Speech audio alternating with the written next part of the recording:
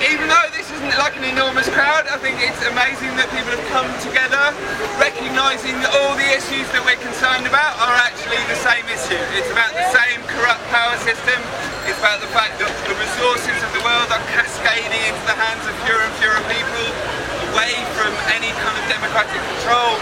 So we're in this vicious circle where it's really understandable for people to think, oh, politics is shit, I'm just going to get on with my life and not do anything about it. But everybody here obviously realises that that's a trap that we mustn't fall into. That every single day in all sorts of different circumstances of my life, I come across people who look like the average person we're told who doesn't care. Actually, most of them, when you talk to them, they do care, they just don't see a way of it being different. And I think the more we do this and come together and share with each other our stories about what's upsetting us, the more we understand that, like I say, they are the same problem.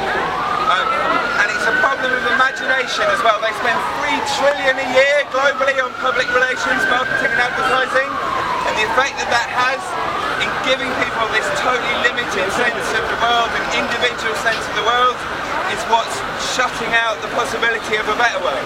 But when you turn that around, the fact that they have to spend $3,000 billion a year making sure that we behave like the sort of machine consumers they want us to be is actually a source of great hope. Just imagine what it would be like if the positive potential of the human spirit were actually allowed to work through the problems we got in the world. And we do have the opportunity to make a far, far better world than we've ever seen from the crises that we have. Because we have no choice, there's no possibility of going on as we are at the moment. Either we face the change that we need to in a way that actually brings people together, or we succumb to the forces of disaster capitalism, which are getting stronger and stronger every day.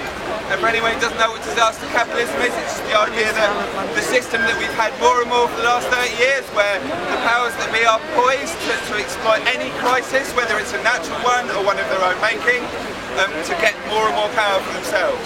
So, you know, when New Orleans was trashed and this incredible racist response, which meant that a million poor people were stuck there, the response of the powers that be was to put more oil refineries in the Gulf of Mexico, to privatise the school system.